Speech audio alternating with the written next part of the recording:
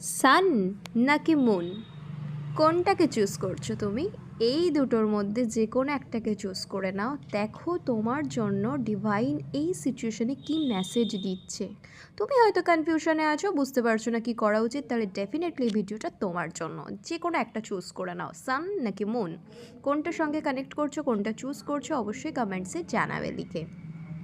যারা সান চুজ করেছো তাদের জন্য কি কার্ড এবং ডিভাইন কি মেসেজ দিচ্ছে চলো দেখে নেওয়া যাক। আর এরকম অনেক ডিভাইন মেসেজ পেতে হলে আমার চ্যানেলটাকে সাবস্ক্রাইব করতে হবে।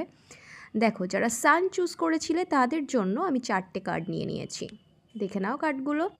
তোমরা কিন্তু এই সময় নানা রকম ফ্যামিলি প্রবলেম এবং স্ট্রাগলের মধ্যে দিয়ে যাচ্ছ, বাট ডেফিনেটলি তোমাদের মধ্যে সেই ক্যাপাসিটি আছে। সিচুয়েশনটাকে কীভাবে হ্যান্ডেল করতে হবে তোমরা খুব ভালোভাবে জানো, এবং দেখতেই পাচ্ছ ডিভাইন ব্লেসিংসই কিন্তু তোমাদের জীবন থেকে সমস্ত অন্ধকারকে দূর করে খুব শীঘ্রই কিন্তু আলোর দিশায় এনে দেবে।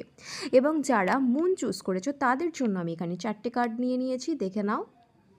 চলো তোমাদের জন্য ডিভাইন কি মেসেজ দিচ্ছে। Are you guys ready? Okay, চলো। দেখো, এখানে আমি 4টে কার্ড নিয়ে নিয়েছি টোটাল।